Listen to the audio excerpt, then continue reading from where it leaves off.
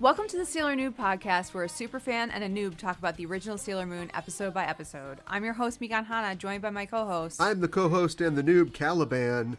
Don't dream it's over.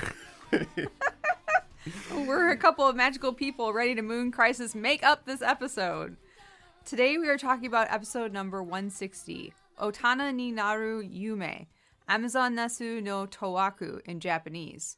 Dream to be an adult, the Amazon-ness confusion, the English translation, and the English title, Tomorrow's Big Dreams. I think that was supposed to be Dream, Dream, Don't Doubt It. But I don't want to say that I don't care, but I feel like I care more than the people who were making the show at the time that this was made, this thing that we're watching. Yes, I understand what you're saying. Yes. I've been experiencing that a lot recently. I'm currently watching a show where I think it's pretty clear that nobody really cares what's happening. The current seasons of Doctor Who, or the recent seasons of Doctor Who, where, you know, it's all well and good to have a new generation, but boy, this is some bad scripts. Some bad storytelling. Yeah. And it just feels like, oh, you just want to get through this, right? That's what it feels like. Yeah. I feel like not just Doctor Who, anything. A good creator would hand something in, assuming you have to hand it into somebody. I don't know how it works. And they're like sweating because they're like, I can't wait until people see this. Right. It goes through the machinery. The guy cuts the bagels for craft services. All the things that happen on a set, you know, how many years we're away from seeing this being realized. And I can't wait until people start reacting to this and liking this. Right. That kind of sweat. And then there's the flop sweat of, I can't believe I'm done with this. Just take these 10 episodes. There's no way I can ruin these anymore. Finally, they're over. And I can go spend the money that I made doing this until I have to do this again. Which is just that's a bad kind of creative attitude. Yes, it is. You know, the other one is better. Yeah. The way I feel every time I sit down, I'm pouring sweat. I gotta wear a towel around my head. You'll have to speak up. I'm wearing a towel. I'll do my best to speak up. And fortunately, unlike the creators of Doctor Who, we get the responses immediately. Yes, we do. We get them on Spotify. Yes. On Spotify, you can go and answer our question, how sweaty am I? I mean, what did you think about this episode? It's on every episode of the show. If you're a Spotify user, on the app or on your PC, you can go to every individual episode and answer the question, what did you think about this episode? And we've got 2 responses from our listeners. All right. For our last episode, episode 159, Chibiu says, Little Rhapsody of Love. Yeah. What a good description for that episode. And some of our listeners agree with us. Helena La Rota Lopez says, just when I fixed the cringeometer after it fizzing out last week, this plot sends it into a Vesuvian apoplexy fit. Yeah. It's now a piece of coal. Metal emoji to you both for your bravery through the trenches. Thank you. I appreciate that. Yes. I don't use a cringeometer. I just go on vibes. Yeah. Mostly because they go bad on me, as you experienced. But yeah, good to know that you're feeling the same thing. And we have another comment from listener Black Star Raven. Black Star says, Re is my... R-I-E? Is that supposed to be Ray? It might be Let's Ray. go forward thinking that it's Ray. Ray is much like me, is just willing to die on the Hotaru and Chibiusa Hill. And Cal is willing to die on the secret Horndog Ami Hill with me. Yeah, well, that's... my command base is on top of that hill. We've the barbed wire and the concertina wire is strung around it, and that's where I'm camping. Take this hill from me, I say. Know. I was actually listening to that episode recently, and it hit me even harder listening to it about the secret horn dog, Ami. So, you know, like the part where she's talking about the horse, and she's like, "Oh, I can't even say it." And Minako's like, "Can't say what?" And she's like confused. Right. Right. Oh my God. Yeah. It's like PG-12 Yes. And the funny thing about the bit is that you can't ever go anywhere with the bit. There's nowhere you can go with the bit. But they're cartoons, so it's funny. This bit would not work in the live action series where they're like 16, 17-year-olds, and things are getting a little... That has to be a little more, this is fun, family friendly for everybody. Yes. Luna is an actual child running around. Yes. So we understand that they're adults, but there's a certain level of sophistication that we were just going to pause at. And then later they... Oh, I don't want to spoil the end of the show. But, of course not. Anyway, yeah. So, well, if you want to hear our thoughts about that, that's on our Patreon, of course. That's right. Our PGSN show. But, yeah. Boy, thinking of bits. Bits that don't go anywhere. Yeah. That can't go anywhere. Just remember that. Yeah. Okay. Remember that for the future. But thank you to our listeners. Yes, thank you, listeners. Let's let this bit go somewhere. Thank you to our listeners for reporting on our Spotify. What you thought about the episode, go to Spotify on your app or on your PC if you want to let us know. And one quick note related to recent episodes. We did our short leave episode last week. Yes. It was a lot of fun. And it got nuked hard on YouTube. You can't see any. I think you can hear the audio, but you can't see the video on YouTube. It was completely obliterated, I guess because of the amazing puppet show clips that I shared. Probably. Who even knows what YouTube doesn't like anymore? But Twitch, they don't care. It's still on Twitch. There you go. So if you want to watch the live action version of last week's Shore Leave, there's a lot of visual elements. There is, You might want to do that if you want the full effect. You can go to twitch.tv/justenoughtrope, and the episode is still there, should be up for the rest of the month. Yes. And I download all the episodes, so I'll probably put them up, on a website or on the Patreon or something like that at some point. But okay. Yeah, they're all there. Very cool. So, Cal, would you like to give us a breakdown of today's episode? Oh, my God. This episode opens with a view of a Tokyo elevated train going right past the giant big top in the middle of town, who, by the way, how long is their residency? Good question. I know that they have like a high capacity as an entertainment venue, but they need to pack that thing every night. I know. To be able to afford the rent downtown. Yeah, absolutely. I mean, how many times is everybody in Tokyo going to see the circus? Apparently a lot. You get everybody 8 million times however much a ticket is. Yeah. Assuming every single person in town has seen the show. Yes. Any repeat offenders, especially if they don't remember, like wake up in the hospital after the show, just assume it was good? I don't know. Do they just take everybody's mirror who comes to the show? Well, apparently not. I mean, you think that maybe they'll graduate to that after, the somewhat recent events that we've seen in some episodes. Right. We'll get there. But no, just they just jump individual patrons in the parking lot. So keep up the good work, guys. Well, we cut inside to the center ring where the Amazoness trio is hanging out with the rest of the company. Yes. I know, everyone's there. Like the ogre with a flamingo on his head, minus the ogre. Lorraine Newman in her underwear with a small ballerina balancing upside down on her head. Sex worker from Venus. The honeycomb craver. Insane teddy bear. Robot magician. Goth showgirl Sandman. Captain Twink. Purple and pink lesbian couple. Oh my Blue God. Siamese twins coming out of the ground. Obasan Joker. The Harlequin of Rage. Horse Skull Man. Trick Van Dyke.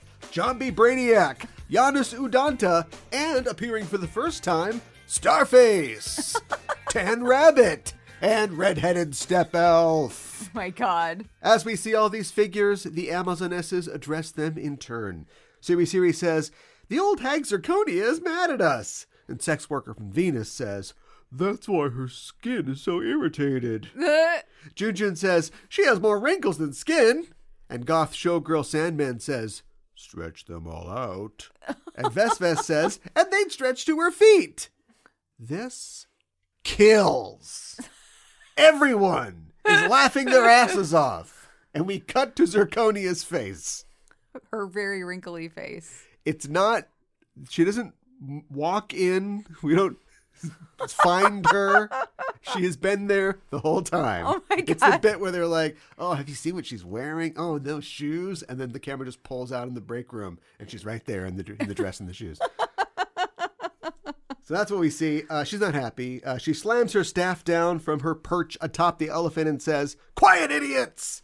The rest of the company takes a powder as the 4 Amazonesses remain. Pala says, Pala is bored.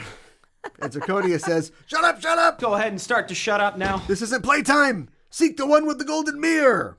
And she drops a flyer that says, Coming of Age Ceremony, Juban Civic Hall, January 15th, 1 to 4 p.m., along with a meeting for youths to talk about their dreams. Where did she get this? I don't know. Rollerblading in the park. Zircon, picked it up. She's got, the flyer has a bunch of, tear-offs missing from the bottom. Yeah. She just took the whole flyer. I don't know where she got this thing from. The Amazonesses are mystified by this as well, but Zirconia tells them to hop to it and find that Pegasus before my skin gets irritated. And the girls are like, yeah. It's like when you tell a joke at somebody's expense, but then they're like, funny. Yeah, they don't Very like it funny. all. Yeah. Would you say that you're a sound sleeper? Oh my God. In Juban Town, the squad is all together, and Minako tells everyone she's got a part-time job. Yeah. I guess she's finally underwater on those host club bills. Oh my God. Stop it. She says the job is bright, fun, and safe, which sounds like she's a cage dancer, but I'm sure that it's something else. God. She says it's a part-time job that both of my parents approve of wholeheartedly. I feel like an idiot here at episode 160, but she's got parents. She has parents. They've literally never come up. I know. Not even once. I know. In the manga, they come up. Okay. But they exist. Maybe they own a club. And in the manga, well, maybe. With cage dancing. In the manga, she really doesn't like her mom for some reason. Oh, interesting. Yeah. Well, I guess you'll have to wait for Manga Noob for that. Usagi says, I want a job that's simple and comes with snacks, and afternoon naps, and pays me lots of money. Oh, you want to be in management. That's Middle manager. That's what you want. Yeah. Ray says, there's no job like that. And Makoto says, the world's not that easy. And Chibiusa says, at your age, you should have more common sense. Ami, in the background, is thinking about her future as a dermatologist and not saying anything. It's got to be pretty easy, right? Just popping zits all day. I guess. I don't know. Golf for lunch. What's for lunch? Golf? Oh my God. Mina says, okay, well, I don't think it has naps, but it would be really fun if we all did it together. How big is this cage? I don't know. She says, the will to work is more important than how easy the job is. What the fuck? What is going on? Where did she get that? I have no idea. Is this one of her malapropisms? It seems like it. Usagi she's in to this, but Ray thinks it sounds like it's a tough job. That's why she wants our help. And Ami says, if she's not mentioning pay, I bet it doesn't pay much. Smart kid. Smart. And Mina's like, hey, don't overthink it. You know, they say plums are cheaper than apricots. What? Or in Japanese, anzu yore ume gayasi. Okay. Here we go. Yes. Ami says, I think you mean you never know until you try. Or in Japanese, anzuru yori umu gayashi. Oh. So. Wordplay. I guess I can see how that shakes out. Yes. This is probably one of the most legible one of these that we've had. You know, every word is a little bit off of what it should be. Yes. Because before we've speculated, is there some Japanese syntax thing that this is like a joke on that? Right. And I'm using the same subs I always have been, but for some reason they included Romanji syllables. Okay. To break it down, I was like, oh, okay, that kind of makes sense. But here's an all new question. Yes. Is Minako Japanese? Yes, she is. She's very blonde. Is Japanese her second language? I don't Is she think JSL? so. I don't think so. Let's see these parents. Is she Hafu? Why was she in England again? Well, yeah. I mean, Because it would make sense if she didn't have a command of Japanese. Now, hold all these things in your mind. Okay. Okay? Yes. But obviously, we have to translation rewind this one and check the Viz sub. In the Viz sub, available on YouTube, Mina says, come on, guys. It's easier to ask for gifts than persimmons. Yeah. And Ami says, it's easier to ask forgiveness than permission. Which, tip of the coffee cup. That's solid. That's a solid bit of wordplay. The only problem is that it heads in the complete opposite direction of the original bit. Yes, it's a bizarro bit. The comedy is all based in a misunderstanding of English, and they're not speaking English. No, they're not. I don't know how to say it's easier to ask for gifts than persimmons in Japanese, but it's not Anzu Yori Ume Yagasi. Right. It's a good localization of what the line could be, I guess, but it's a bad translation. And if she was speaking English, it would work. All of these bits retroactively would work if she was Japanese and she knew a little English from when she lived in England. Right. And she kept trying to use English proverbs by saying them in English. And then Ami, who is an ultimate student of everything, probably speaks English fluently. We know because of Georges and, his friend. Yes, right. And so she's correcting her. There might be middle ground in that she's trying to use an English idiom and then translate it herself into Japanese, and they're getting mixed up there. But in this particular case, it is the phonetics of the Japanese that make the thing a bit in the first place in the original language. Right. So good job, VizSub guys, coming up with your own little bit of wordplay. Yeah, no but kidding. It doesn't translate what this bit. The core of it remains a mystery still. It is a frustrating phenomenon. It is frustrating. And keep that in your mind, too. Okay, I will. Mina says, well, anyway, let's go check it out. And she pushes the girls off camera as they say, well, salesmen have nothing on her. And she's like, thank you. At the Japan Civic Hall, the girls see that the Coming of Age Festival is being organized by a volunteer group. And the girls, unseasoned as they may be, know that volunteer means you don't get paid. That's right. Usagi says, you said it was a part-time job. Or an arbeito. Yeah, in Japanese. It's a loan word from German. Yes. Arbeit means labor in German. Mina says, Arbeit macht frei. No, she says, Arbeit means labor in India. Oh my God. And Usagi says, what does India have to do with this? And Ami says, actually, it's German. And Usagi says, what does Germany have to do with this? Just then, a trio of hot, older guys approaches the group. And they say, hey, it's that girl from earlier. The cage dancer. You showed up. Oh my God. And Mina says, yes, I wanted to help however I could. And Usagi and Chibi are like, oh, no, it makes sense. A guy with feathered hair says, I'm glad that such cute girls are going to help us out. And Rei and Makoto are sprung on these dudes. Yes. Rei says, I'll do whatever you want. And Mako says, I'm confident I can do all the power jobs. Not touching that. No. With a 10-foot pole. Uh-uh. The guys go inside, and just as the squad is about to follow, Pala in a blue jacket and shorts runs up and says, I found it. She waves back at the rest of the Amazonesses, who are similarly attired in color-coordinated jackets. And Chibi says, who are these girls? Guys, you've literally met them before. I know. In their civilian guises. They might have had mini skirts instead of shorts on, but they were exactly the same. I know. Usagi says, oh, they're volunteering too? It's so great to be of use to others. Well, in that case, Bob Floys. But the other girls drag her inside. As they go, the Amazonesses are like, weirdos.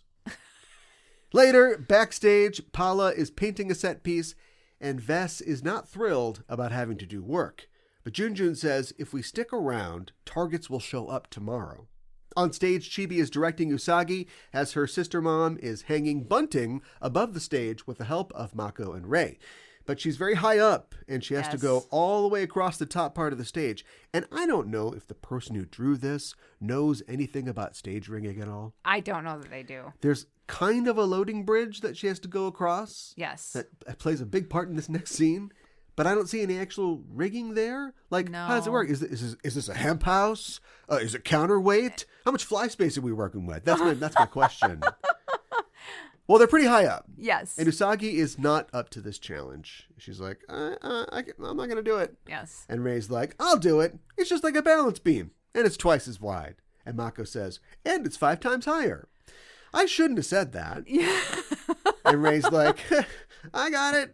She gets up on the bridge. None of them are wearing safety lines. Nobody. And she decides, you know what? I can't do this. But Junjun can. Yes. Let's get a real theater kid in here. And she's an acrobat to boot. Yes. She's trained to move. She just runs out in the middle of the bridge to the girls' astonishment. And she says, oh, what am I supposed to do? And the girls show her that they're trying to hang this cloth. And she says, okay, just bring it out here. I'll do it. And they're like, well, this was the original problem.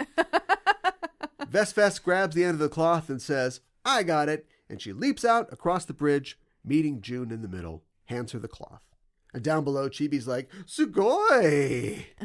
And Siri is there too, and she says, no fair, you can't be the only show-offs. And she leaps from the stage into the fly space of the theater, landing on the bridge. Yes. The girls react with applause. Yay! They have superhuman powers! Yay!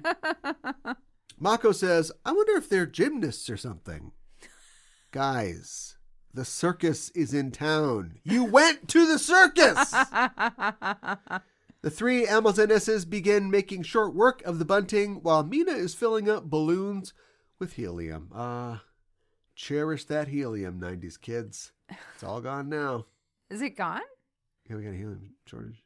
Really?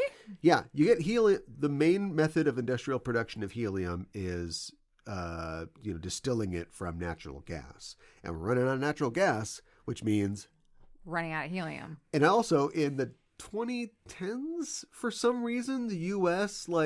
opened up the supply, the U.S. stockpile of helium because it was too expensive. Hopefully it was too expensive for manufacturing because it's used in a lot of manufacturing, especially computer chip manufacturing. Uh-huh. But also when you go to Party City. Yeah, right. It's what, $100? Are you kidding me? So we don't have a stockpile, and also we're running out of natural gas. When that's gone, there's no more helium.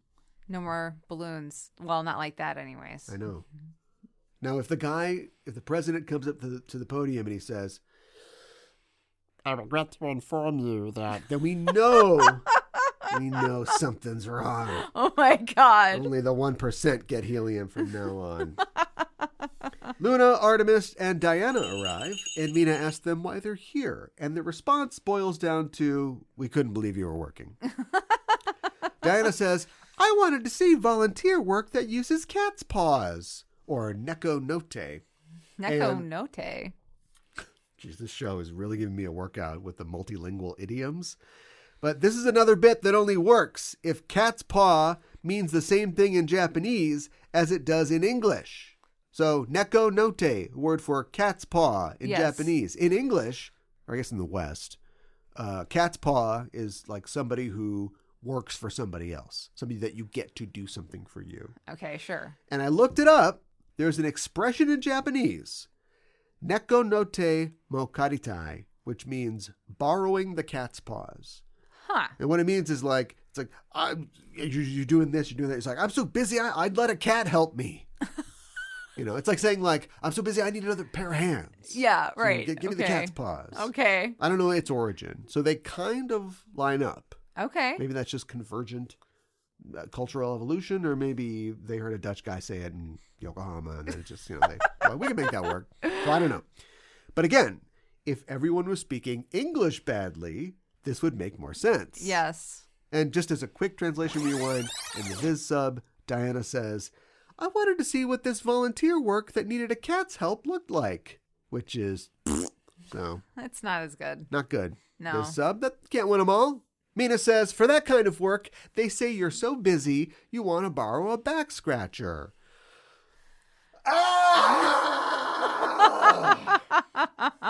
Back scratcher in Japanese is a mago-note. So now she's taking something that somebody already said and confusing it after the fact. In this, in a sentence, the paws comes after the claws, and on a cat, the claws come after the paws, right? Oh my God. But in this, the correction comes after the thing that already happened. A back scratcher is called a mago-note in Japan, which is translated as a grandson's hand. Oh my gosh. So originally, I guess it meant Mako's hand. Mako was the name of a fairy that appeared in a Chinese legend or something like that. Okay. And it's supposed to have bird-like nails that are really long. Okay. Good back scratcher, right? Sure. So that got turned into mago noke, and it's like a pun because they love that. They love that. And so it's a grandson's hand. God. I don't know. You're kind of make yourself useful. Scratch my back. Yeah, know? right. I could see that. Okay, I could see that. I don't know how we get to the cats and the things and the other stuff. I don't know.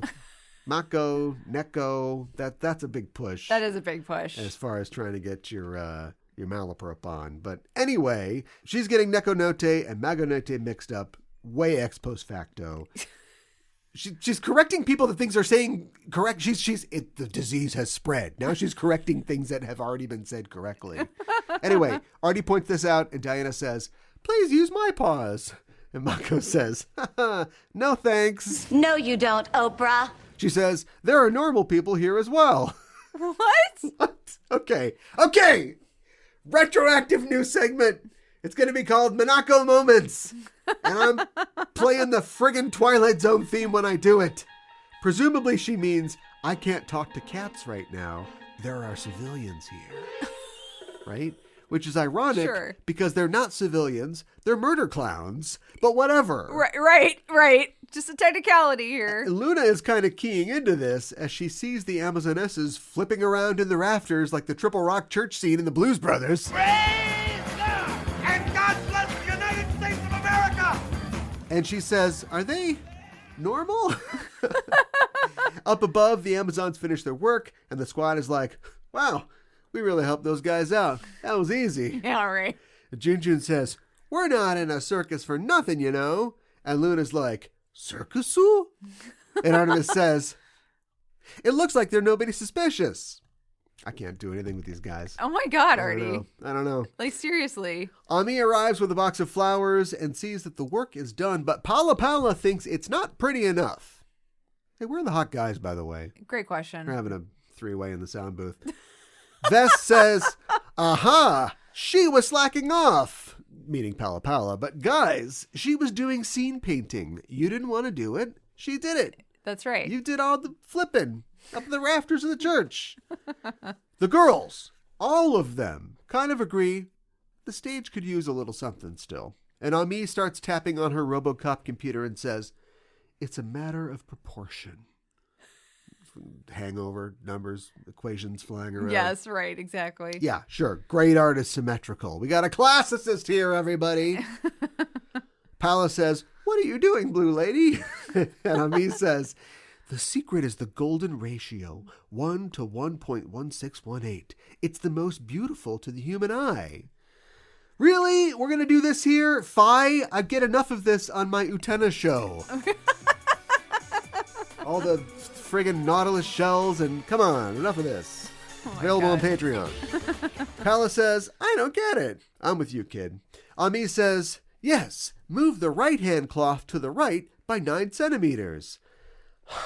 Really? Apparently, yes. Oh, stage right or house right, genius?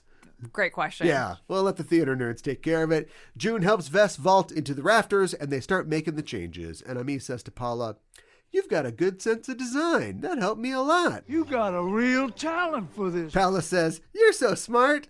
I kill you last." Later, after everything is cleaned up, Chibi notices that the winch holding the celebration sign has come loose, and the sign starts to fall. Yeah. See, we're the people in black. Great questions. June runs to help Chibi secure the line, but it's too heavy for them. Mako comes running over and actually uses the winch handle to raise the sign back into place. Yep.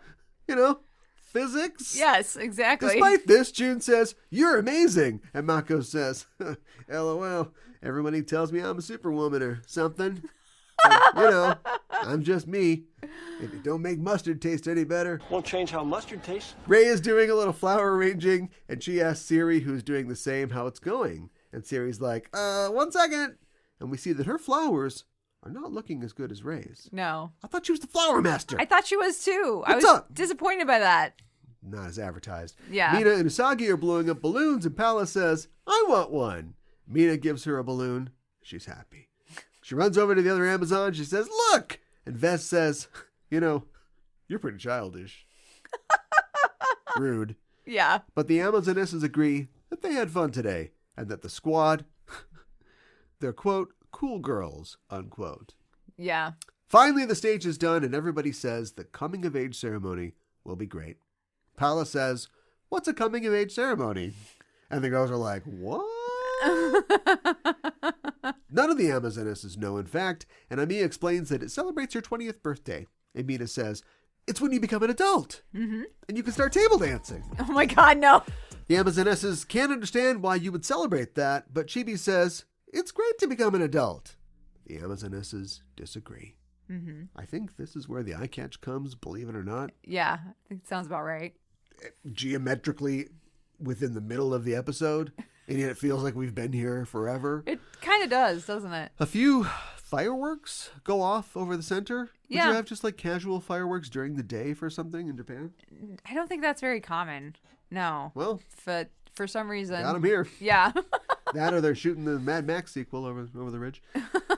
It's the next day. People are coming in for the ceremony, and Ami, Usagi, and Chibi are watching from the wings. And Usagi says, "I want to be able to attend a coming-of-age ceremony, too." Will she? Yeah, presumably. Well, Eventually. How old is she 1,000 years in the future after she's awakened from a spell of ice and fire? Well, I don't know how old she is in the future. Yeah. Cool if that was hanging over the show, but I forgot all about that. So I'm assuming older than 20, but she looks exactly the same. she does look exactly she the just same. doesn't have her John marks. Yeah. They're all in 20-age sweatshirts. Yes. All right, and it's like, how do we say? What says coming of age? What is it again? It's when you turn 20. I've got a great idea. 20 age. Behind them, also in 20-age sweatshirts, are the Amazonesses. Pella says, "I don't want to become an adult." Like it's just by being at this ceremony, she's gonna. It's gonna happen. Boom! You're an adult. Sorry, there's nothing we can do. Siri says, "Dream, dream, don't doubt it." And June says, "A dreaming dream that." And Vesh finishes, "Dreaming children have." We all remember this. Yes, we do. We all remember Their chant from when they first came on. Their creepy children chant. Yes. Usagi says, "I thought you girls didn't want to come." But June says, "The ceremony will be fun for us too." And Chibi says, "You said you don't want to be adults. Die young, stay pretty." But Siri says, "But we want the dreams of adults." And Ami and Usagi look at each other like they haven't been around for the last 33 episodes. Well, I have. I have. The show starts, and I don't know who's directing this coming-of-age ceremony. Bob Fosse? Because there's a lot more coming than aging. Come on. PG-13. There's a troupe of dancers in top hats and like the dancer's version of a tuxedo. Yes. Like tails and tights. Yes, exactly. I imagine they're out there doing that, the pelvis thing. Yeah. That I can't do. But I'm trying. Ray is backstage and says to Mina and Usagi, "There's a speech after this." Like they're going to give a speech? That's weird. They wouldn't give a speech. Mina would they? says, "Leave it to us." What? I don't remember If they hadn't shown up, would this event have happened at all? Great question. Be straight with me. Yeah. The hot guys are not coming back, are I don't they? think they're coming They're back. gone. Yeah, I think they have left the building. You hear, actually you don't, because it's an electric vehicle. You hear a leaf start up and pull away. They're never coming back. That's right. Siri pokes her head in and says, "Hey, why do you want to become adults?" And Usagi says, "I want to marry Mamo-chan and make him delicious miso soup." And we see her vision of this. But even in her vision, she trips and spills it all over him. I know. And his pistachio cardigan. Good riddance. Mina's like, "Such a small dream. I want to be an idol singer to bask in the spotlight." And we see her do that. Siri says, Yes. "We bask in the spotlight every day." And Mina's like, "Oh, great for you." And Siri says, "I hate miso soup." But Usagi says, "If you don't understand the true taste of miso, it means you're still a kid." And Siri says, "I'm fine with that." It's like chicken. Kids must love miso soup. It's like chicken noodle soup. Yeah, it's Kid delicious. chicken noodle soup. No, I don't know. There's no way. Yeah. Elsewhere backstage, maybe it's the seaweed or something. I don't know. Yeah, maybe. Elsewhere backstage, Ami is handing towels to the dancers, and she says, "Nice work. You're on again in 30." What, for the big erotica number? I guess. For the cell block tango? Squish. Cicero. Lip shits. I had it coming. The dancers leave. And Mako shows up, and June hands her a towel and asks them, "Why do you want to become adults?" Ami says, "I want to be a doctor so I can save lives." And Mako says, "Well, I want to run a cake shop in town this week." And June says, It changes all the time. "Do you like working for other people?" And they're like, "Well, yeah." And June's like, "Adults are stupid after all." And listen to these words. She says, "Everything's all right if you're all right." What? All right, all right, all right. June says, "Later, skaters," and runs off. And we cut to another part of backstage, and Siri and Vess are laughing their asses off while Ray says, "What's so funny about wanting to be a career woman?" And they say, "In the end, you're worked to death. It's weird that you want to work." And Ray says, "A good adult does things to make the world a better place." And the Amazons are like, "Ha, ha, ha, we want nothing of that. You're weird." And Chibi says, "Hey, making fun of adult dreams? Is that fun for you?" And Siri says, "You can't actually have that as your dream as well." And Chibi says, "My dream is to become a wonderful lady." And the Amazons say, "To be an adult is to lose your dreams of youth." And Ray says, "Not necessarily." Siri says, "Adults are pitiful, can't play freely." And Vess says, "For a child, every day is carefree." And Siri says, "If you get scolded for slacking, all you have to do is apologize." But Ray says, "As an adult, we've got freedom and responsibility. It's a very groovy time." There's nothing more pathetic than an aging hipster. The Amazonesses say, "Dream, dream, don't doubt it. An adult is what a child ends up becoming." Or so they say. Oh my God. So ominous. Except for the fact that this doesn't mean anything. I think that would be cool if that was their, like, kind of wishing them into the cornfield, their the children shall Their lead epitaph. spell that they're casting. Yes. Some kind of chanting, but it's just something dumb they say. That's okay. Just then, thank God, a scream rings out from the audience. Oh, the big spender number must have started. That's a hot one. On stage, we see that a transformed Vess and Paula have assaulted the crowd as an electric catfish man floats above the stage. Yep. Feel like we missed something. Uh-huh. He says, "The entertainer of the century that these times have been waiting for. Electric catfish, Biri Biri Yaru. I'll take your heart and shock it." Which, if you're defibbing, that would be a good thing. Paula says, "He's funny." But just then, Siri and Vess arrive in costume and say, "No starting without us." And June says, "Details. Let's see one dream mirror after another." And Paula says, "Yeah, my lead soldiers." And she snaps her whip down the aisle, which creates a shadow, and out of it appears a group of toy soldiers with a cannon.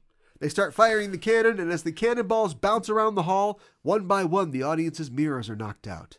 She's good at this. She might be the most powerful one. Got a real talent for this, boy. The Amazonesses look out over the auditorium and see hundreds of, sorry, Charlie, normal mirrors. What do we do now, Mr. Wonka? We're just normal mirrors.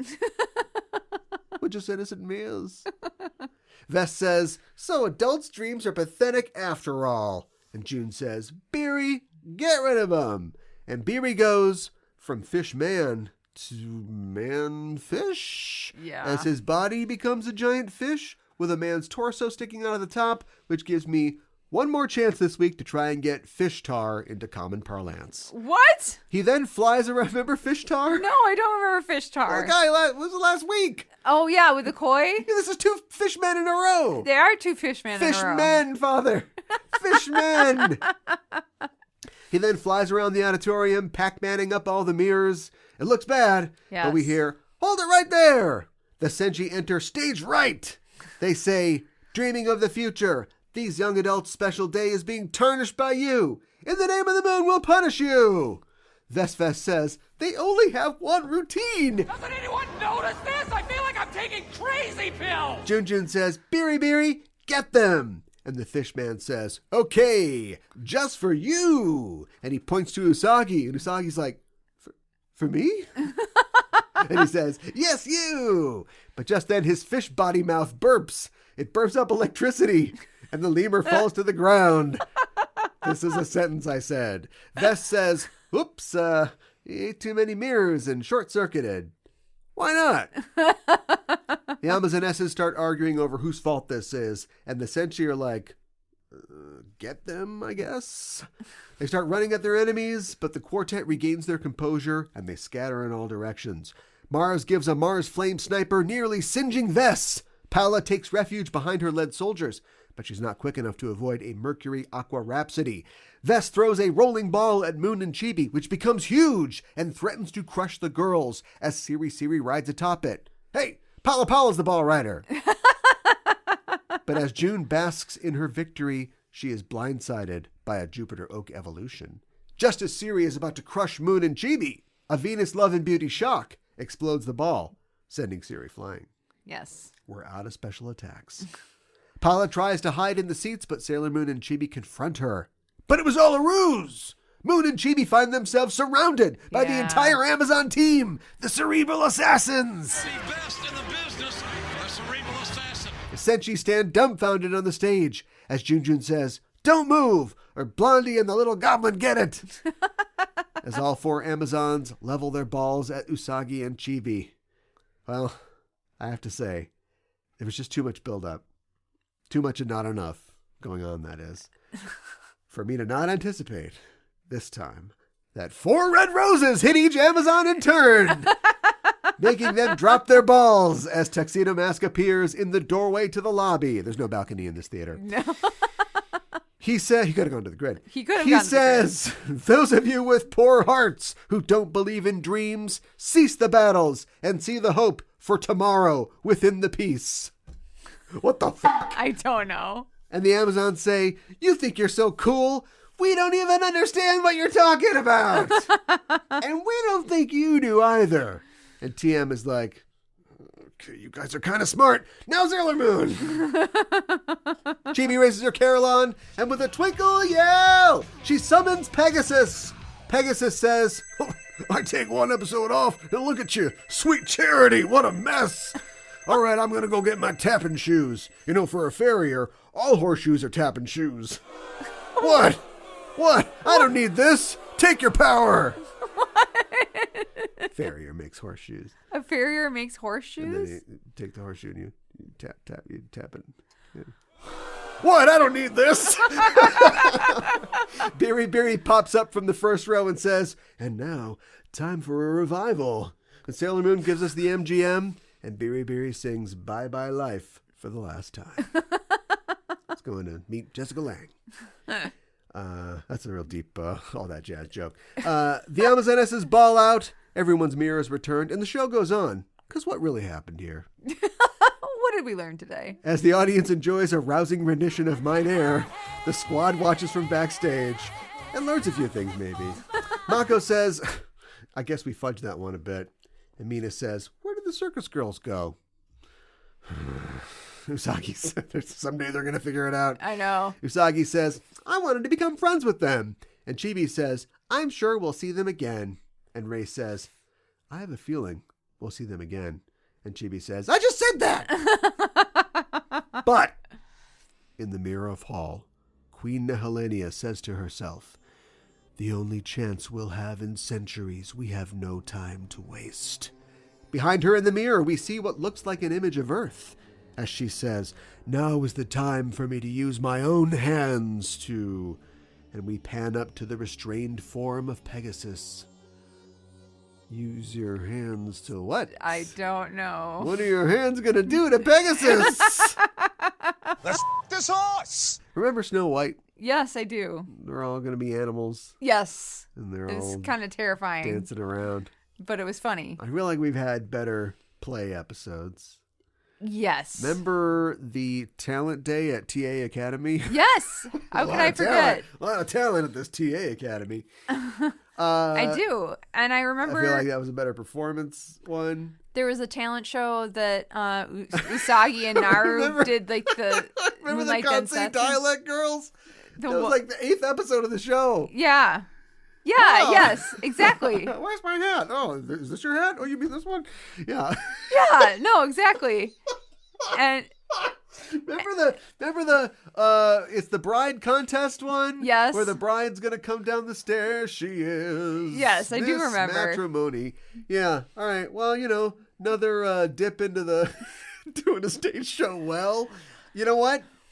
This could only work, this episode, here in the death throes of season 4. It couldn't work anywhere else. well, that's true. This would be the worst episode of season 1. Well, the worst episode of season 2, let's say. Yes. If we just, like most people, just ignore the first 12 episodes of the first season and just go, you get it. They got powers. Okay, we're ready to go.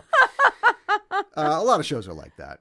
Yeah. There's only 6 episodes in the first season of Parks and Recreation. Everybody hates it. Yeah, right. Although there's potential there. It was a different show at that point. So it could only work here when we are just gasping for anything to happen. Yes. And we get 4 good guys, 6 good guys. The cats just disappear, by the way. They do. And 4 bad guys together, and we just watch the sparks fly. And it reminds me of the Battle of the 10 Warriors. Does it really? It does, in the fact that the bad guys are meeting the good guys. And you just remember like the rubber bear shoulder blades, guitar riffs, and they're just flying around and blowing up a construction site. And then it's like, I think maybe if we put the paper over here. Oh, do you like flowers? I got a balloon. It's just like, it's like opposite to the theory of the classicist theory of the golden ratio in art. It's like somebody came in and went, I'm painting all over this. Do you know what I mean? To continue our side discussion of theater in this show. Yes. I think, have I said this before? Maybe not just enough trope. Joanne Akalaitis was a very famous avant-garde theater director. Okay. And I don't think she's still doing it. She might be alive still. I don't know. And she did a lot of theater in San Francisco. Can't remember the name of the theater. Very famous theater. Can't remember now. But anyway, she did a Hamlet. She did like kind of like it's like a rock Hamlet. Like, Okay, look out, sure. This is punk. And she had her actor come out on stage. We all know Hamlet. Yes. It's 450 years old. We all know every line of it. We know, it's Act 3. Here we go. What are they gonna do? Right. To be or not to be, right? Yes. She had her actor come out and walk to he got off stage and went to like the side aisle, the left side of the house aisle. Uh-huh. And had a pan of spray paint, and he just like wrote to be or not to be on the side of the wall, and just kind of turned around and went, huh? Just shrugged at the audience. And then went and got on stage and kind of did the rest of the speech. But it was just like, you get it. You know what it is. I'm not not your little monkey. I'm not doing a little dance for you. We're doing something else here. Right. And it's almost like, I know this isn't true. We talked about, I think at the beginning of the show, about how tired everybody was and nobody cares. But it's almost like somebody was trying to do something that was avant-garde or an upset of this particular apple cart. Sure. Taking everything that we know before. What are you going to do?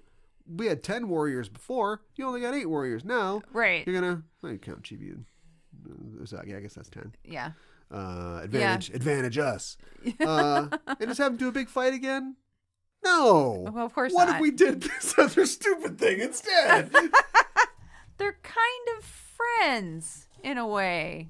But they're not. But they're not. I still maintain they could be. They could be. That's my prediction. Yes. It's a soft prediction, written in pencil. Okay. With a big eraser standing by. But the point is, I don't think that this redeems everything that's come before. And maybe my mind has just been fully broken at this point. But it does feel like, I don't want to hate this because it's not what I expect. That's stupid. Right. That's a dumb thing. Many people have missed a lot of good stuff. Many people who hold to the idea of phi and the golden ratio and they get art that they don't understand or recognize. Many of the great artists who started some of the great movements, people looked at Monet's stuff, Van Gogh stuff. They're like, painting haystacks and put your glasses on. And that became, like huge. Yes. Or Picasso's like, well, what if a lady was a cube? And they're like, what is this? And it's like, he's Picasso. You're going to figure it out later. Right. I'm not comparing this to Picasso. That's probably a good thing. There are 5 weird women in this. But La Demoiselles de Juban. Put some clothes on. But maybe we're expecting too much of it. If you told me Paula Paula wrote this, I'd be like, very good. Yeah, right. Exactly. Right? Yes. But not Doctor Who, though. Doctor Who can screw itself. Doctor Who's just being poorly written right now. But that's a different story. It is.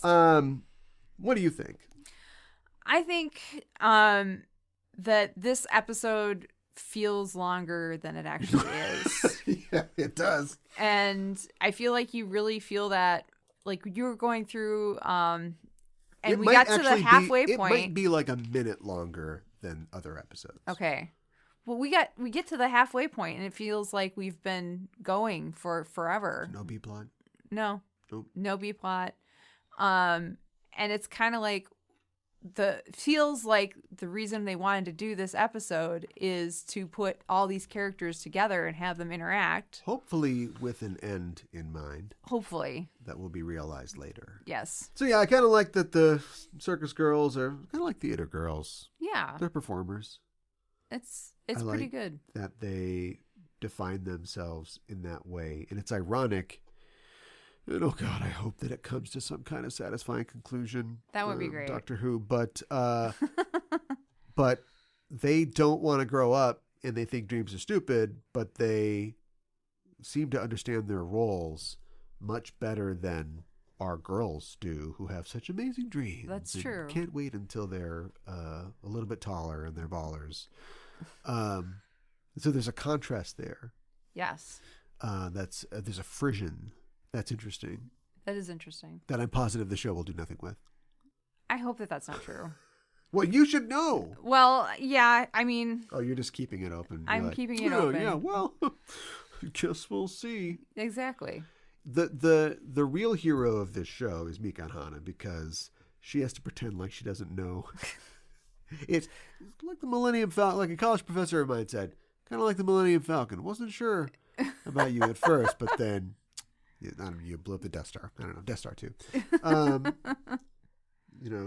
Because you know what's coming, you have to pretend like you don't, and I get to experience a new horror every day. What am I talking about? My role is way worse. Oh my gosh.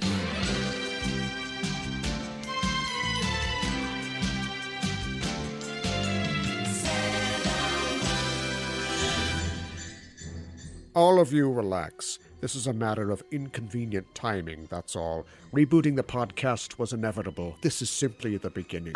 I thought I told all of you I want broadcast silence until further... Ooh, I'm very sorry, Cal. I didn't get that message. Maybe you should have put it on Twitter. I figured since you were relaunching the Just Enough Trope podcast, you might be a little lonely, so I decided to be your co-host. That's very kind of you. I assume you're our mysterious podcaster. You're most troublesome for a Sailor Moon fan. Sorry, Cal. Wrong guess. Would you like to go for an all-new show where the hosts haven't really changed? Who are you, then? Just a fly in the ointment, Cal. The dye in the hard. The moon and the lighting.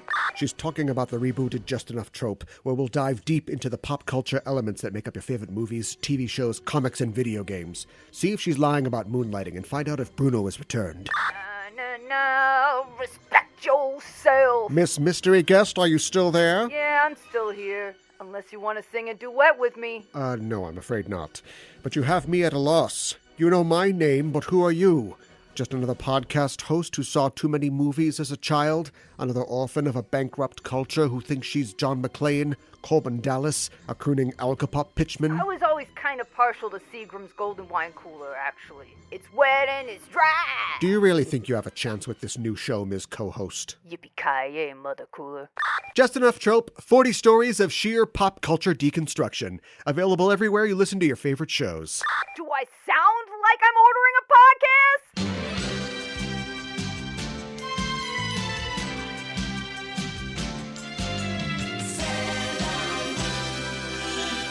Today for Kuro Kuro Mirror, Curiously Looking Around, where we talk about elements of Japanese culture within the episode, we're going to be talking about cats in Japan. Cats in Japan? Yes. Like the stage show Cats. That would be fun. Memorizu. What? No, wait a minute. That's got to be close, right? There's that anime movie called Memories, and it's like Memorizu. Yeah. Yeah, I think that's pretty dang close. Okay, now do All Alone in the Moonlight, asshole. Oh my god. No, I'm just kidding. So, felines. Yes, because we just wanted to talk about more about cats in Japan. We talked about Cat Island previously, and that sort of thing. But we've got cats in the episode, and we've got a catfish bad guy.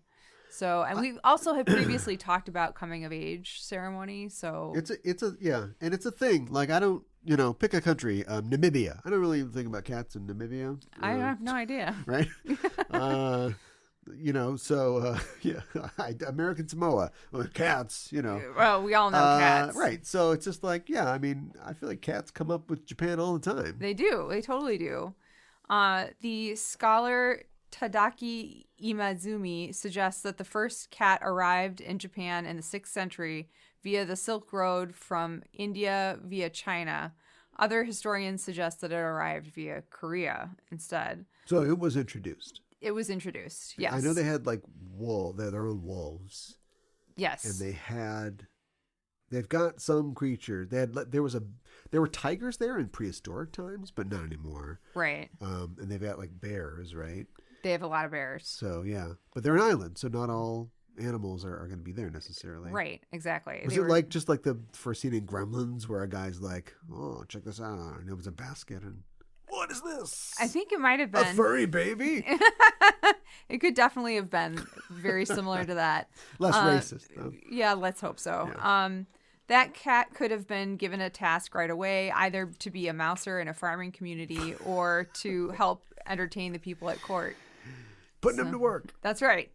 Cats came either as ratters guarding valuable Buddhist sutras written on vellum or as expensive presents traded between emperors to get in their good graces. Vellum, that's like what a rich rat eats. Yeah, right? Like rats eat paper. Yes. Guys, they just munch on them. There's food. Nope, you can eat the paper. Okay. But yeah, what does a rich rat eat? Ooh, this vellum. So delicious. So smooth. Delectable. So most likely both of these instances happened at different times. On March 11th, 889 CE, 22-year-old Emperor Uda wrote, quote, "On the 6th day of the 2nd month of the 1st year of the Kampo era, taking a moment of my free time, I wish I could express my joy of the cat." It arrived by boat. Thread 1 question mark. Yeah. It arrived by boat as a gift to the late emperor, received from the hands of the Minamoto no Kuwashi. End quote. While cats were initially traded as priceless objects in Japan, unlike gold or gems, these treasures multiplied. Over the centuries, cats reproduced and increased until by the 12th century, they were common all over Japan. So, pre-cats, what did they do about mice? I don't know what they did about mice. They just got mice. You just got mice. You kill them when you can, I guess. Did they have rats? Probably. I mean, certainly after shipping, traffic picked up. Yeah. I wonder if there's a native rat in Japan. That's a good question. There's a rat in China. Yeah. It's in the horoscope. You're right. It is in the horoscope. I bet they had rats. Interesting. Anyways. So the cats are like, good eats. Yeah, right. Let's go to that Japanese place. By the 14th century, the cat had appeared in several important texts, among them the Pillow Book and the Tale of Genji. In Genji, the cat plays an important role. While scurrying away, it pulls at a blind, letting a courtier see the young princess behind it and falling hopelessly in love. Yes. Cats also appear in significant visual or literary works from the subsequent eras. Utagawa Hiroshoge's 1857 print, quote, "Rice fields at Asakusa, shrine visiting at Tori no Machi," end quote. This is part of his quote 100 famous views of Edo paintings or woodblock prints, excuse me. And it shows a plump white cat staring out of the window, facing away from the observer. And you kind of get a sense that the cat is both a prisoner and like treated like really well, because there's like bars on the window that it's staring out of, but there's also like these hair combs that are like on like just below the window. What more do you want? I've gotten you all the hair combs there are. Oh, but like that suggests that its owner is a courtesan or somebody who works in the court, and so they're kept creatures, but they're pampered as well. How close are these bars? There's no glass. No, there's no glass. I don't know. Any hole they can get their head through. Probably could get their head through, but it's up pretty high. So, anyways. I think he's choosing to stay there. All right. Zach Davison, the author of the entertaining, quote, Kaibyo, the Supernatural Cats of Japan, 2021, recognizes 5 major categories of kaibyo, or strange cats. Quote, the split-tailed nekomata, which is the again cat, the shape-changing bakeneko, or changing cat, which we've talked about before, the cat-human hybrid neko-musume, cat daughter, the beckoning... I think I've seen them on Twitch. Right. The beckoning maneki-neko, inviting cat, and them too. Yes, and the corpse-stealing kasha fire cart cat. Whoa! Davison mentions that no other creature has as many supernatural versions in Japanese folklore as the cat, which I think is very interesting. Oh, creature. Okay, yeah. Yeah. I was gonna say there's a lot of women ghosts. Oh yes. No, that is, you are 100% Cats correct and women. about that. Am I right, guys? Yeah. Am I right? Yeah. What's up with that? But yeah, right. There's the, oh, look out, there's a scary mongoose with blades on his arms. There's only one of them. Yeah, right. Exactly. We're lousy with magical cats, though. Yeah, exactly. Yeah. So this is from Wikipedia. Quote, the maneki-neko, literally beckoning cat, is a common Japanese figurine which is often believed to bring good luck to the owner. In modern times, they are usually made of ceramic or plastic.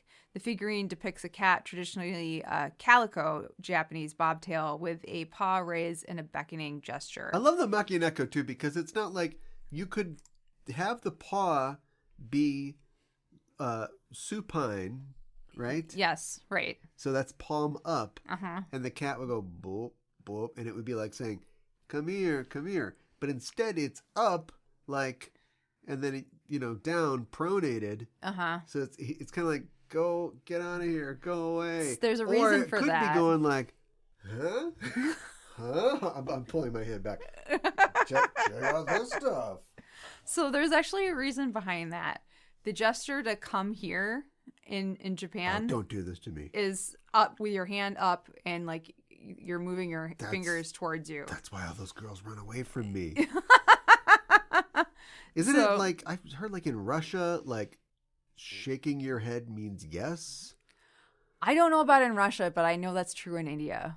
Oh, maybe it's India. Because same thing. That's all the same thing. Well, I don't know. That's actually German. Yeah. Because we've had a couple of visiting scholars and stuff like that through my job from India, and they have shaken their head no when you're trying to convey information to them. Oh. It's very confusing. Okay. Because they're saying yes, but in your head you're like, they don't understand what is happening. It's like this like circuit, like I just don't understand this. It's very challenging. That's interesting. I mean, I guess in some professions that could be a real problem. Like, are there a lot of Indian people in like the ad business? They're like, great question. This guy won't take any of my pitches. I've given him the best. I'm giving about what about the cure for the common breakfast? And the guy's like, he's like, no, he hates it all. Why doesn't that guy come back? I loved all this stuff.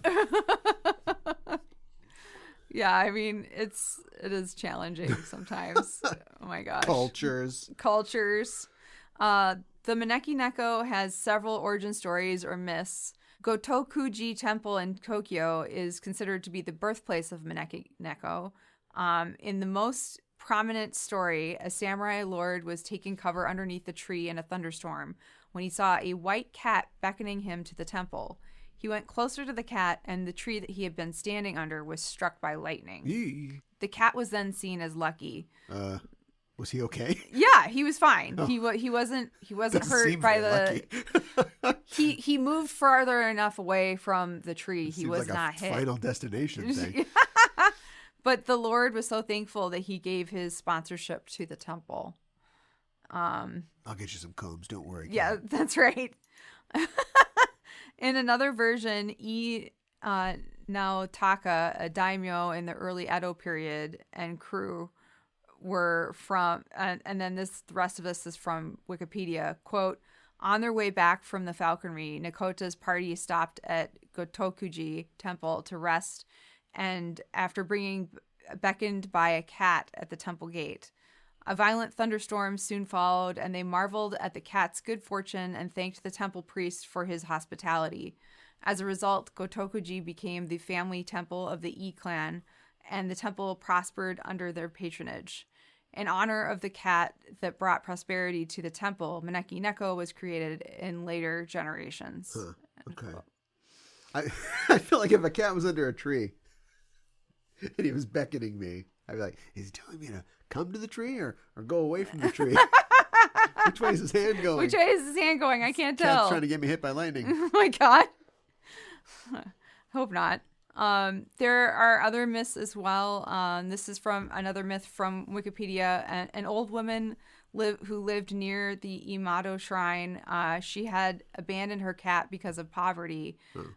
One day the cat came to her in her dream and told her that if she made an ornament of the cat, she would be blessed with good luck. So the old woman made an ornament of the cat out of Imado ware, a local specialty, and sold it at the Asakusa shrine, where it became very popular and made her rich, and the maneki-neko was created. What happened to the cat? I don't know. She had to give it away, I'm guessing. Right, but he shows up in a dream. He's like, I understand. Yeah, right. Seems now like you're rich. A little match cat. Oh, that's sad. Right? Yeah. What a horrible parable. The little match girl. The little match girl is not very good. Because it's all about, first of all, she died of Fossey jaw. But second of all, it's all about like, oh, aren't the poor people cute and sweet and they're good natured and magical? Oh, they're dead. Well, anyway, there's more. Yeah, it's not good. Right? Yeah. All right. But she's so cute when Rudy from The Cosby Show plays her. Oh all right, God. sorry, back to the cats. To this day, Gotokuji is still considered to be the birthplace of maneki-neko. Today, visitors can purchase various sizes of maneki-neko, make a wish, and leave the statue at the temple to come true. The statues vary in size, should be about an inch tall to a foot tall. From Wikipedia, maneki-neko can be found with either the right or left paw raised, and sometimes both. Whoa. The significance of the right and left raised paw differs with the time and place. A statue with the left paw raised is to get more customers, while the right paw raised is to get more money. Hence, it is also said that the one with the left paw is for business and the right is for home. So you're at home, you're beckoning to get more money. And business, you're beckoning to get more customers. Do Japanese people know this? I don't know. Why doesn't our stupid Western culture have this level of symbology to things? The best we can do Great is question. like, oh, that's like the old type of Taco Bell. So that one's not remodeled. It's like the orange one, not the purple one. Right. Oh, there's a lot of history there. So stupid. Our history is our fast food restaurants. Hold on. That cat, something really good's in there. Both arms are going. He really wants us to go over there. I don't think I've seen one that has both arms. But I mean, can you just imagine? It could crawl upstairs. From Wikipedia, quote, superstitions about maneki-neko include it being able to, quote, beckon customers into shops and, quote, bring good fortune and prosperity into households, and it being an embodiment of, quote, fertile, life-enhancing feline energies. Okay. So. Those feline energies. Yeah. Yeah. So. Kind of like, Mr. Mistopheles. Yeah. There you go. And I think I said before, we previously talked about bakeneko in episode 31. So we're not going to talk in detail about them at this time. But the first reported appearance of a supernatural cat in Japan was in the 12th century. According to reports, a massive man-eating two-tailed cat called the nekomata hunted the woods of present-day Nara Prefecture. Huh. According to local newspapers at the time, several died due to the nekomata. Massive and powerful, they were more like two-tailed tigers. The newspapers. I know. This just in from the New York Times. 5 commuters were killed on the L train by I know. A two-tailed cat. I know. It's kind of crazy. There's hypothesizing today that the nekomata legends came from an escaped tiger brought over from China, possibly as part of a menagerie, or it was some other animal that had rabies. But some other animal. Yes. But a tiger doesn't look like a cat. I mean, I know That's true. furry, but I mean, if you are unfamiliar with tigers and you know cats, you see a tiger, you're like, what's that huge orange thing? Yeah, right. Exactly. I don't think you would immediately go. Maybe in the hours after the screams have stopped, you're like, it was kind of like a giant cat. How many tails did it have? I'm gonna say 2. I'm going to go for 2 here. There is also domesticated nekomata. These are cats that have grown old and became supernatural. Some believe that the nekomata in the woods were domesticated cats who ran away to live in the mountains and the woods. Okay. So nekomata and bakeneko are both like cats that were old. And then, like, for some reason, it's thought of in Japan that if when they get old, they can turn into demons or these mythical cats and that sort of thing. So they live too long. They live too long, and then they split their tails, and they've got 2 tails, and you got to watch out. Yeah.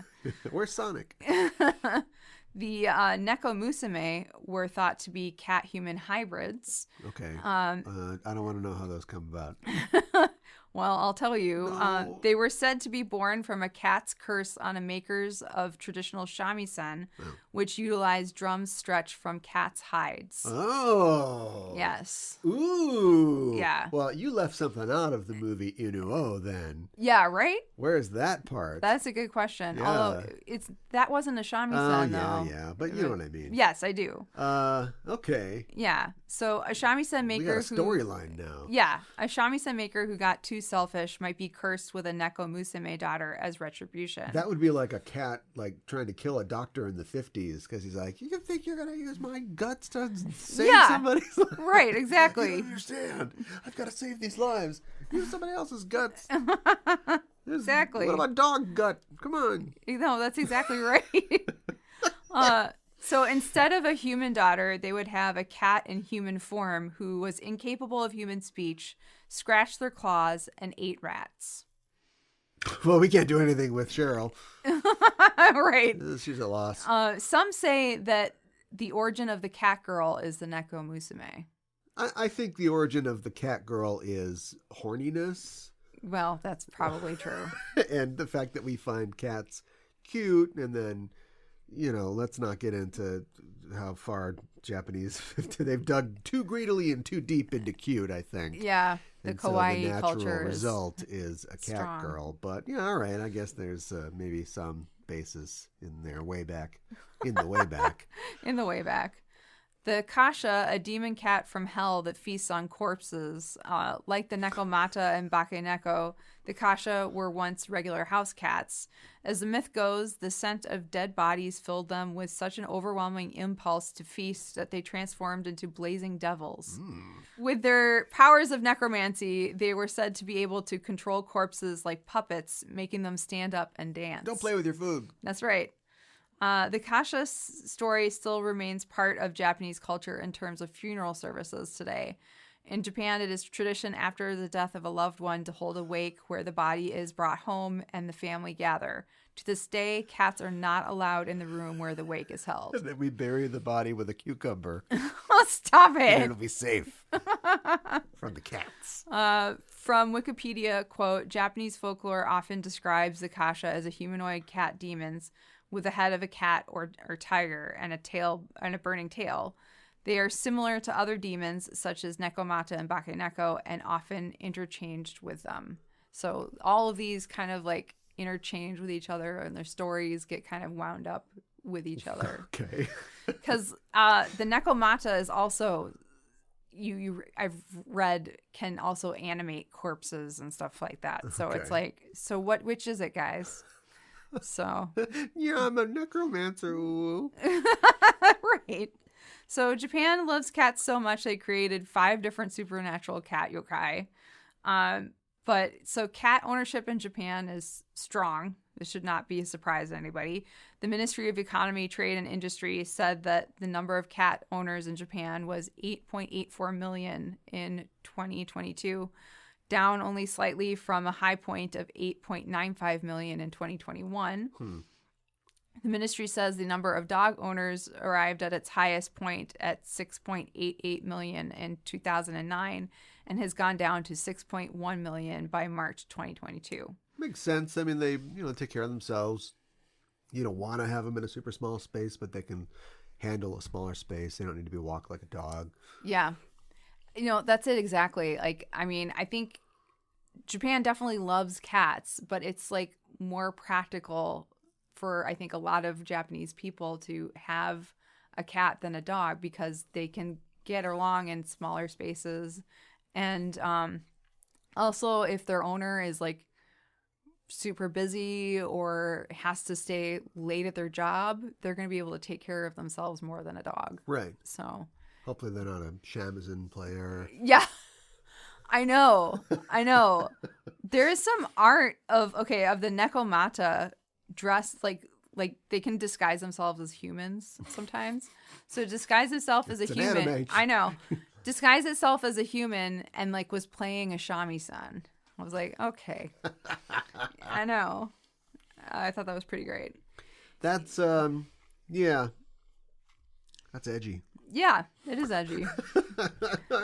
That's super edgy. That's like death metal for magic cats. That's like having like a guitar made of a rib cage. A rib cage. There's a lot of cats in art too in Japan. There are. I remember. It's not a hokusai, is it? It's somebody or other. One of those guys. But the woman cutting her kimono in order to not disturb the cat who's fallen asleep on it. I have not. Oh, you haven't seen that one? Yeah, no. Cat falls asleep on the kimono. And so she's taking a knife and she's like slicing oh that my part of gosh. the kimono off so she doesn't disturb the cat when she gets up. That's hilarious. We've all been there. You're on the couch. Yeah. You're like, when the show's over, oh, he's so sleeping. He's so cute. I'm going to stay here until my legs fall asleep. Exactly. Oh, you know who'd be really popular in Japan? Who? Skimbleshanks the railway cat. What? They got all those trains. Oh my god. Itadakimasu with Usagi. What did Usagi eat in this episode? Usagi says that she wants a job that comes with snacks and lunch. It's not really food, though. She's just mentioning I food. know. Minako says that her part-time job doesn't come with 3 meals and nap time. Minako says, quote, it's easier to ask for gifts than persimmons. Yeah. We talked about persimmons in the show? I don't think we've talked about them. I don't think we've seen them. We do a whole episode on persimmons. Yeah, they are popular in Japan. I know that. Usagi says she wants to make delicious miso soup for Mamo, and Mako wants to run a cake shop when she gets older. I have to imagine that miso soup she could probably handle. I would hope so. I don't want to, denigrate the miso chefs of the world, but, you could probably make miso soup. Well, I thought we could actually talk about miso soup for a little bit. So this is all taken from Wikipedia. Miso soup is a traditional Japanese soup consisting of a dashi stock into which softened miso paste is mixed. In addition, there are many optional ingredients, various vegetables, tofu, etc. that may be added depending on regional and seasonal recipes and personal preference. The type of miso paste chosen for the soup defines a great deal of its character and flavor. Miso pastes and sometimes rice, barley, or other ingredients can be categorized into red aka miso, white shiro miso, or mixed awase. More than 80% of Japan's annual production of miso is used in miso soup. And 75% of Japanese people consume miso soup at least once a day. For breakfast. Yes. Actually, yes. So, like, when you get miso soup here, it's basically just, yellow miso soup. But you're saying there's a New England miso soup. Yes, exactly. You could have Manhattan miso soup. Right. You could have a white miso, and it would be a little bit different. So, That's the yeah, New England one. I did want to say that also from Wikipedia, in Japan, miso soup and white rice make up the central dishes of the traditional Japanese breakfast. So that's for you, Cal. Soup for breakfast. Here's the deal. And look, rice is fine. I mean, people try to eat less, simple starches and carbohydrates. But, rice is okay. Mm-hmm. Brown rice is probably better for you. Probably. When you criticize Japanese, they're not going to give up white rice. And then, miso. Look, I've made fun of soup for breakfast, but you're having something hot. It's a little bit salty. It's nothing. It's not a turkey leg. You're not doing something really big. I know that they like eggs and they put eggs in stuff. They've already got the eggs. Aren't they just like frying up some eggs for breakfast? They do. They have the tamagoyaki, right, but they put layered it in the square pan and they roll it up and everything like that. But all right. And it's just eggs with extra steps. It is, but it's a little sweet. They like put some sugar in it. Yeah. Mm-hmm. So it's different. Okay. But then, just give me that hot, flat soup, though. Give me that. Well, I mean, they can just like have like eggs and stuff like that, like you're saying, without the tamagoyaki. And when I was staying with two host families when I was in high school, and one of them made. So this is actually a very popular. They made me McGriddles. No, you'll feel right at home. One of my host families made pizza toast, which is the shakupan, the thick bread with like tomato sauce, cheese, mushrooms, onions, peppers, that sort of thing. It was actually really, really good. For breakfast? For breakfast. What was for lunch? A bloomin' onion? No. But that was the breakfast at my first host family. The second host family I stayed at, they made eggs every day. So I was like, oh my God, I've had so many eggs. I don't know if I can handle this. Mac and cheese on the hour. Yeah, exactly. Every hour. So they were trying to be accommodating and being like, well, this is what they have for breakfast in the United States. So here you go. Oh, that's nice. I know. Got a Yoplait or something. I know. Some cereal, some cornflakes. But yes. Villain gauge, we rate a baddie 1 to 5 dark stars, 5 being the most wicked. The lemur in this episode is Biri Biri Dude, the electric catfish. So the name meaning, the word Biri Biri means the feeling of an electric shock, which makes sense considering he's electric and he shocks himself. Yeah. Yeah. Okay. His design, I think he's a humanoid catfish. He has a light green face and the rest of his body is navy blue. He has 2 red electric marks on his chest. And he has pink and yellow hair and is wearing a metal hat that has 2 electric antennas on it. Yeah, they went into the electric thing. They left a lot on the table as far as the cat thing went. We had a shot at a cat boy here. A cat boy? Ooh. Oh, yeah. No, ooh. But we didn't do anything with that. No, you're right. The one thing that they got was he's got like two-toned bisexual like e-girl hair. Yeah, that's true. years, decades before that would appear on the internet in real life. So weirdly prescient there, but otherwise a lot more of the electric and not so much catfish. Yeah, that's true. On his abdomen is the face of a dopey catfish. It has large pink lips and brown whiskers. He also has a pink fin on his back, and his legs are one large fin. Yeah. So he's kind of like full merman. Yeah, merman. Yeah, exactly. He says, quote, "I'm the entertainer of the century, just right for the times." So was it the year of the fish or something? I guess. Now we're up to his rating. His design is creepy. His fish body grows so it looks like his humanoid torso is riding a giant fish which is weird. Fish tar. And his body grows so it can eat all of the dream mirrors. He overate and then short-circuited, so basically he's like knocked out. He's knocked out for most of the fight. No one's ever tried to eat this many mirrors before. That's right. So I don't feel like we get to see him really do a whole lot. So I'm going to give him 3 out of 5 stars. Once again, she's just getting us ready for a big slam and then average. I'll tell you right now, averagely, it was average. This is not too bad. Honestly, I liked the new direction. And I didn't mind not getting the typical summoning, joining a mirror stealing already in progress or whatever. That's fine to do. I do wish that he was a little more... it's right there. It's a catfish. Yeah. You've got it right there. You've got cat. And they don't end up doing much with that. But I liked his personality, and presumably he could maybe shoot lightning at somebody, but he never really gets a chance to. And his the wobble, wobble, wobble, wobble, wobble. Yeah. He's just paku-pakuing all the mirrors up. And they missed a joke where there's just like 10 rows. So he goes through the one row and turns around and have the girls be like, okay, now it's gonna be time. He's doing it. He's doing it. But yeah, a new sensation in excess. I'll give him a 3. Very, very. Take a bow or a rating on how our villains left the stage of life. His catfish mouth and eyes looked confused and shocked, and he's still holding his microphone when he says, "Is it stage out already?" So I mean, this is okay. I feel like it's very reminiscent of things we've seen, so I'm gonna give it 2 out of 5. Yeah, I'm gonna give it a 1. Okay.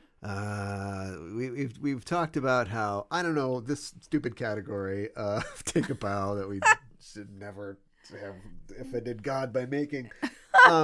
For me, it doesn't, because it's, you create a fish man, or you create 2 anime ladies who are connected by their own tail or something, or whatever or game send, whatever the bad guy's going to be. Right. Everything is unique. But each one of these guys is following somebody else, right? So like Taylor Swift goes up and you have to follow Taylor Swift. I don't envy you. Right. You got to come with something. Right. And so it gets tougher and tougher. And when they don't do something unique, it's just almost a complete wash as far as I'm concerned. And I don't think that he did. And yeah, he was like, "Oh, this is serious out." We are on a stage. Yes. We are saying stage out. And you are literally some kind of MC or idol or performer or something. Right. You should have something. And they didn't really have anything. Very valid point. And so you're up at the plate. You're ready to, to hit a home run. And you get hit by the ball. And so it's just nothing. Right. Your pants fall down. It's just going to be a 1. All right. Well, that sounds good. And now we're up to our rating. I like how Minako tries to sell her part-time job to the crew, and it turns out to be volunteer work. I like how the Amazonesses are able to help decorate the stage very easily thanks to their acrobatics and not being afraid of heights. I like how Pala Pala asks for her balloon like she's still a small child. I like how the Senshi tell the Amazonesses their dreams for becoming adults. I like that the Amazoness and the Senshi get a chance to get to know each other. I like that Tuxedo Mask stops the Amazonesses with roses from hurting Sailor Moon and Sailor Chibi Moon. And in my version, I like how Tuxedo Mask said, quote, "I can't conceal my intellect." He said that like at the end, like they were like talking about. In mine it said, "You can't conceal your intellect." Really? Yeah. Interesting. That's an interesting And which was like, change.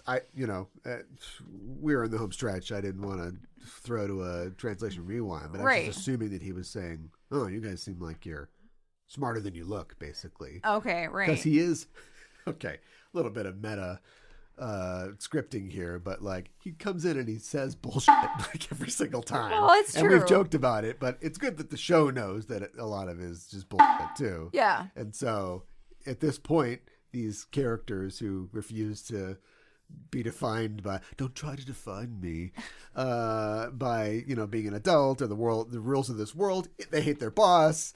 Right. They're just the ultimate, like, kind of, biting my thumb at you. Yeah. And so he comes in.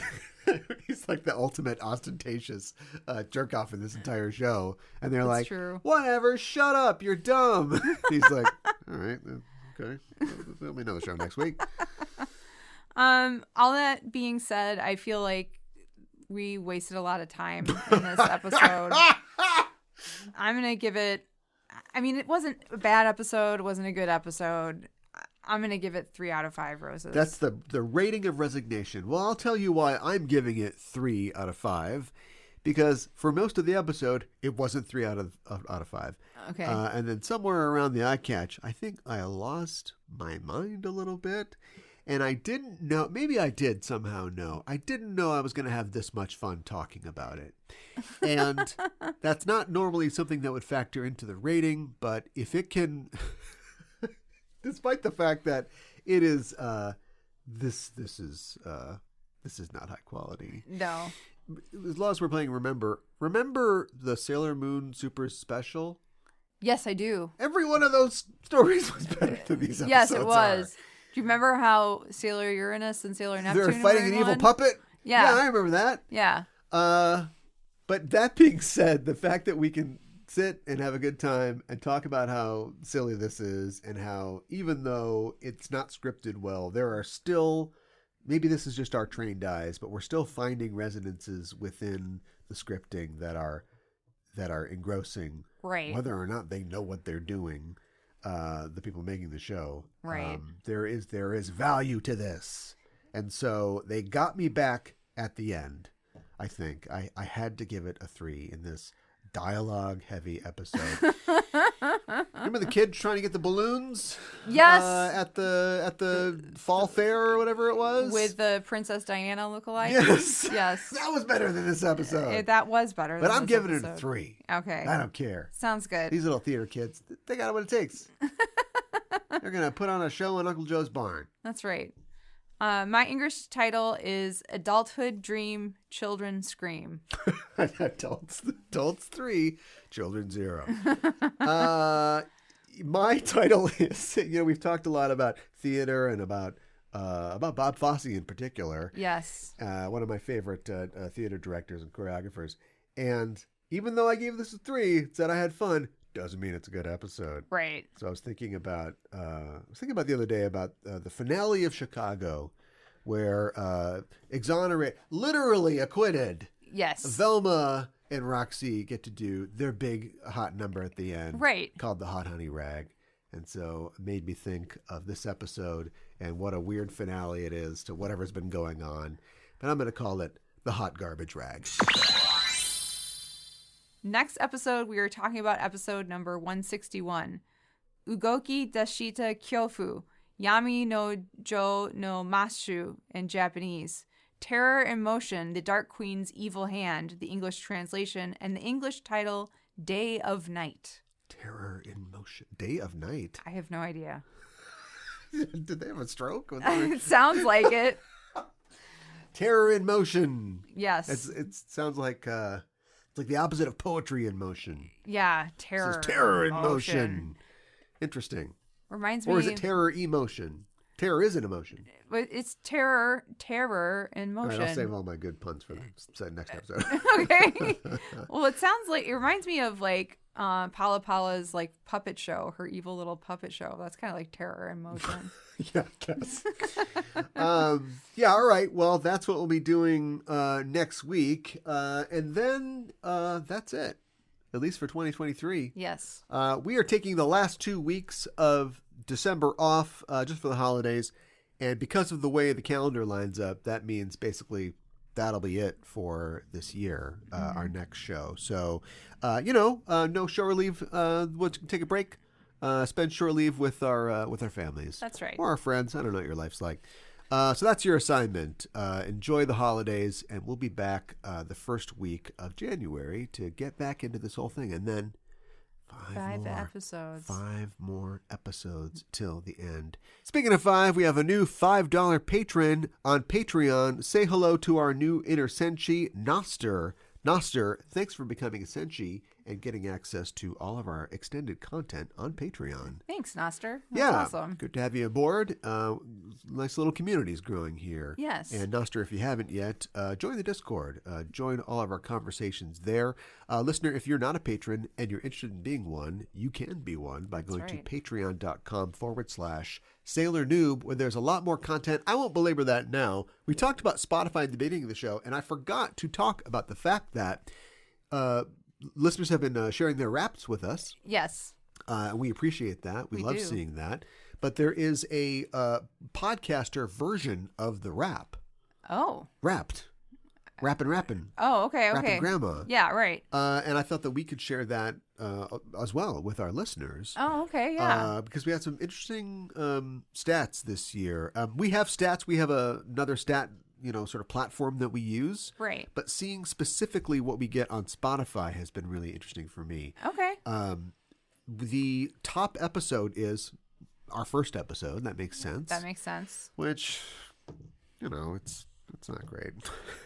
It was our first one. Everybody, you take the first 12, you throw them away. That's right? right. We said it before. Yeah. And it was listened to 400% more than our average episode. So hopefully we're getting a lot of conversions there. I hope so. I hope so too. But we have got a lot of new fans this year, which is exciting. That is exciting. 76% of the people listening on Spotify found us this year.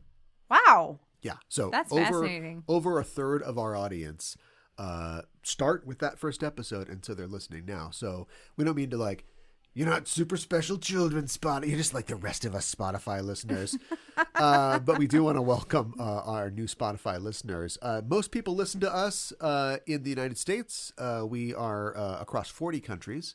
Wow. Other than the United States, though, where 67% of our listeners are, our top 2 following countries or areas are the United Kingdom and Sweden. Wow. Yeah. Very cool. So hello to listeners from both the UK and Sweden. And as far as our most, famous, our most listened to episodes. Yeah. What is that? It is mostly right around the end of R, actually. Really? Yes. I don't remember the episode titles specifically, but somewhere in the late 80s and early 90s. Okay. The wrap up of R. Okay. Is where people either are re-listening or they are dropping in to see what's up. Interesting. And I think that is not super surprising because they're strong episodes. They are strong episodes. Ours is a strong season. I think it's still my favorite season, and the climax to it is pretty good. It is pretty good. Yeah. So, that's all good news. I mean, we're not trying to toot our own horn. We're just trying to say, you're part of a community that is growing. Yes. And we love having you here. We have gained 56% more followers this year as in previous years. So that's amazing. Yeah, that's our wrapped for Spotify. So thanks so much for being a listener. And if you're a patron, thanks for doing that too. And as always, if you like the show, tell a friend. Yeah. Spotify, spread the joy. Sharing, subscribing, that's always good, but really the best organic way to get word about the show out is just to recommend it to somebody else. You know your friends, you know what they like, they know you. You say, hey, this is good. They're going to listen. So we really appreciate that. Yes, we do. Well, that's our show for this week. In the name of the moon, we'll be punishing you next week with another episode of Sailor Noob. Garbage rag.